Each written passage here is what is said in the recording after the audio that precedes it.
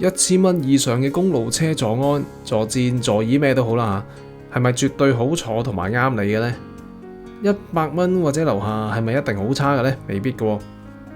其實有時玩單車呢，唔使下下攻頂買貴零件嘅，用低廉嘅價錢買到啲可以媲美貴價嘅平價零件呢，反而用得更加開心嘅。因為你唔使就住啦，又驚佢爛啦，荷包又冇咁大負擔啦。最近我測試咗4張平價嘅公路車座椅，全部都係100蚊樓下或者係左近啦。其中有2張咧絕對值得入手嘅。為咗方便趕時間嘅人咧，我講咗個型號先啦。ATX8 同埋呢個中空款嘅咧係最好嘅。咁我已經附上呢啲淘寶購買連結嘅啦。咁趕時間嘅人咧就可以熄咗條片嘅啦，可以去做其他嘢啦。我就唔係亂咁講噶，我真係有幾張咧係超級唔好坐噶，好唔舒服噶。我都係有嗰句講嗰句嘅啫。咁其中咧，我送咗一張 ATX8 咧俾一個揸開名車嘅人啊。咁啊，因為佢頂唔順原本嗰張 S 字頭嘅名牌座椅啊。佢試咗我嗰張之後咧，佢就話：哇！你張凳咧真係好都舒服啊！但係咧，我都係要喺度戴翻個頭盔先，因為咧，我覺得好坐咧，你未必覺得好坐噶嘛。因為人嘅喜好咧同埋身體結構唔同啊。以下介紹嘅座椅咧係適合一啲非競賽嘅業餘休閒用家嘅，亦稱為窮 L。咁咧，我而家開始介紹啦。我本身部車跟車嚟嗰張咧係意大利 Prologo 嘅。咁我試完呢啲平嘢之後咧，有冇繼續用咧？咁就我喺片尾先再講啦。XTC8 咧係最差嗰張嚟嘅，我就唔推薦啦。你撳落去咧好似好腍喎，但係你坐過就知噶啦。一坐上去咧已經好硬啦，同埋遇到路面唔平咧係好唔舒服嘅，真係唔係好想繼續踩。ATX7 咧就中規中矩啦，佢個厚薄同埋軟硬咧都係 OK 嘅。咁但係個形狀咧同埋嗰個坐感咧就怪怪地啦，咁可能唔係咁適合我啦。同埋我覺得個外形咧就冇咁靚啦。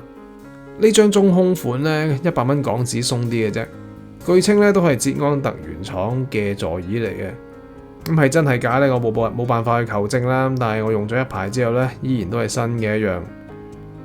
啲物料真係好好噶，咁佢夠絕之餘咧，亦都唔會磨到啲皮膚啦。我都係着啲普通嘅棉質嘅運動褲踩啦，都係冇問題嘅。緩衝物料夠厚啦，又唔會太腍啦，亦都表示防震好啦。發力嘅時候又穩定啦，遇到路面不平咧又有減震，又舒服啦。另外咧，我覺得咧佢嘅外形咧，無論喺邊個角度睇咧，都真係幾好睇嘅，一啲都唔似平嘢噶。ATX8 咧就70蚊左右啦，我就覺得佢係再腍身少少嘅，再舒服啲啦。但係咧，我覺得咧佢嘅支撐咧就唔夠之前嗰款中空嗰款啦。咁買邊款呢？就視乎你中意踩長途啊，定係踩快車啦。你踩長途呢，就買平啲嗰張 ATX8 啦。中空嗰款呢個形狀呢，同埋個物料嘅軟硬呢，支撐好啲，咁你發力嘅時候應該會更加穩定同埋舒服嘅。要買平嘢呢，有樣嘢就梗噶啦，就係犧牲嘅呢，一定係重量噶啦。咁呢扎嘢呢，都係300 grams 前後啦。一字頭嘅重量咧，絕對做唔到俾你噶啦。你唔使諗咧，佢可以同超過1000蚊嘅百零 grams 嘅 Shimano Pro Stealth 嗰啲匹敵啦。但係有時比較重嘅嘢咧係比較耐用嘅。我呢張咧都用咗好耐噶啦，依然都係新嘅一樣。買貴嘢咧最驚係咩啊？就係冇得試啊嘛。買咗翻嚟咧先發現唔好坐咧，又或者唔啱自己坐咧，同埋整花啊整爛咧，咁就肉赤啊嘛。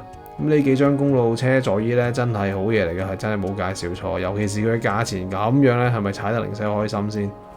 我換咗新嗰張平嘢之後咧，我都冇用我跟車嗰張 Prologo 啦。咁雖然呢張嘢咧係比較舊款啦，但係始終咧佢係意大利品牌啦，意大利製造啦。咁價錢咧當初都唔平啊，建議零售價咧都成98歐元啊，咁計翻港紙都1000蚊啦，係咪？咁我就唔知香港以前賣幾錢啦。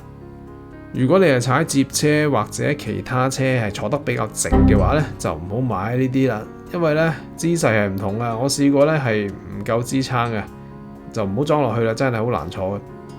相反啦，如果你換咗張梳化凳咧，裝咗落去公路車度咧，一樣係唔舒服嘅，而且仲好核突添。其實要講淘寶平價好坐嘅公路車座椅咧，點可以唔提一提輝哥牌咧？咁但係佢就係貴啲嘅，100零蚊去到400幾蚊都有。咁我暫時就未試啦，有機會先再講啦。好啦，我感覺到有新手想問啦，咁究竟中空嘅座椅或者有坑紋嘅座椅呢，同冇中空冇坑紋嘅座椅有咩分別呢？我睇過最少2個本地嘅單車頻道咧，都係話用嚟透氣嘅，淨係話用嚟透氣。其實咧就唔係佢主要嘅功能嚟嘅，佢最主要咧係可以分散到騎手身體嘅壓力啦，尤其是係啲敏感部位啦。咁詳細咧我就唔喺度講啦，因為唔係今次嘅主題啦。咁有中空有坑紋嘅係咪舒服啲嘅呢？其實未必嘅，每個產品嘅設計都唔同啦。咁有窿冇窿咧，同舒適度咧係冇直接嘅關係嘅。